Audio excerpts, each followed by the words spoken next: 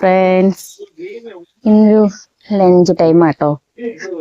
അപ്പോൾ ചോറൊക്കെ ആയിട്ടുണ്ട്. ഇനി നമുക്ക് അതിലേക്ക് അച്ഛൻ കുറച്ച് ബീഫ് കൊണ്ടുവരണം. അതിലേക്കുള്ള സാധനങ്ങളൊക്കെ അരിഞ്ഞ് ഞാൻ വെച്ച് സെറ്റാക്കിയിട്ടുണ്ട്.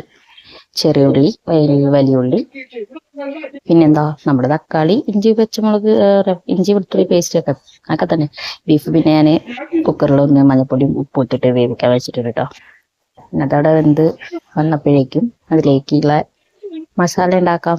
നമുക്ക് നേരെ ചട്ടി അടുപ്പത്ത് വെച്ചു, വെളിച്ചെണ്ണ വെച്ചു, പിന്നെ അതിൽ ഗ്രാമ്പൂ, പട്ട, ഏലക്കായ ഒക്കെ ഇട്ടിട്ട് ചെറിയുള്ളിയാണ് ആദ്യം ഇട്ടിട്ട്, പിന്നെ അതിൽ വെളുത്തുള്ളി വലിയ സവാള ഇട്ടിട്ട് നന്നായിട്ട് വഴറ്റിയിട്ട് ഇഞ്ചി വെളുത്തുള്ളി പേസ്റ്റും തക്കാളിയൊക്കെ ചേർത്ത് നന്നായിട്ട് അടച്ചു വെച്ച് വേവിക്കാം. ഇവിടെ വീട്ടിൽ ഞാൻ വന്നാൽ മാത്രമേ ബീഫ് ഉണ്ടാക്കുള്ളൂ കേട്ടോ. കാരണം എനിക്ക് ബീഫ് ഉണ്ടാക്കാൻ അറിയുള്ളൂ എൻ്റെ വീട്ടിൽ. ഞാൻ ആക്ച്വലി ആദ്യമൊന്നും ബീഫ് കഴിക്കുകയുണ്ടായിരുന്നില്ല.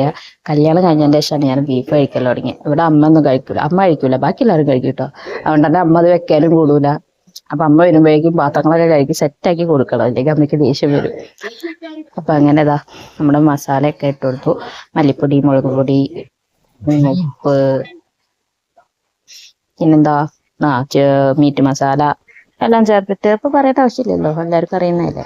ചേർത്തിട്ട് നമ്മൾ വേവിച്ച് വെച്ച് അതിന്റെ വെള്ളം കൂടെ അതിലേക്ക് ആഡ് ചെയ്തിട്ട് നന്നായിട്ടൊന്ന് തിളപ്പിച്ചെടുത്തതിന് ശേഷം കഷ്ണങ്ങളൊക്കെ ഇട്ട് കൊടുത്തിട്ട് നന്നായിട്ട് ഇളക്കി ഉപ്പൊക്കെ നോക്കിയിട്ട് ഇനി വേണമെങ്കിലൊക്കെ എല്ലാം ചേർത്ത് കൊടുത്തിട്ട്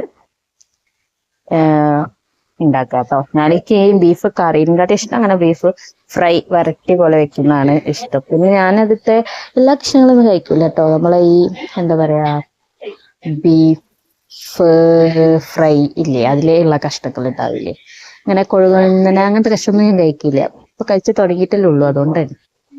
അങ്ങനെ അതൊക്കെ ഇട്ട് സെറ്റാക്കി ഇതാ ഇളക്കി. പിന്നെ എൻ്റെ മക്കളൊക്കെ ചെറുപ്പം ഇപ്പൊ കഴിപ്പിച്ച് തുടങ്ങി കേട്ടോ. ഞാനൊന്നും ചെറുപ്പത്തിലൊന്നും കഴിക്കേണ്ടതില്ല. എനിക്ക് ബീഫ് കണ്ടതേ അലർജി ആയിരുന്നു. ഇപ്പൊ ബീഫില്ലാത്തൊരു ജീവിതമില്ല.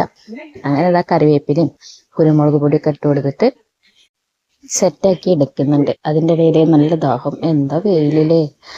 വീടിൻ്റെ ഉള്ളിലിരുന്നാലും ഒരു രക്ഷയില്ലാത്ത വെയിലാണ്. അപ്പോൾ നാരങ്ങയൊക്കെ കലക്കി കുടിച്ചിരിക്കുകയാണ്. നാരങ്ങ നമ്മൾ ലൈം ഉണ്ടാക്കിയതാട്ടോ, തട്ടിക്കൂട്ട് ലൈം. അതങ്ങനെ കുടിച്ചപ്പോഴേക്കും അതാ നമ്മുടെ കറി അവിടെ സെറ്റായി കിട്ടിയിട്ടുണ്ട്. അങ്ങനെ അധികം വെള്ളം വെക്കില്ല കേട്ടോ. അതാ നല്ല കളറുള്ള മുളക് പൊടിയുണ്ട്. അപ്പോൾ ഒരു കഷ്ണം അച്ഛനെ വെന്തുണ്ടോയെന്ന് അറിയാൻ വേണ്ടി കൊണ്ടുകൊടുത്തപ്പോൾ അതാ വരുന്നു ഓനും. പിന്നെ അവനും ഒരു കഷ്ണം കിട്ടിയിട്ടാണ് പോയത്. ആ സമയത്ത് അത് പച്ചക്കറി ഇങ്ങനെ ഉണ്ടാക്കുന്ന വെച്ചാൽ പരിസരത്താവും വരൂല.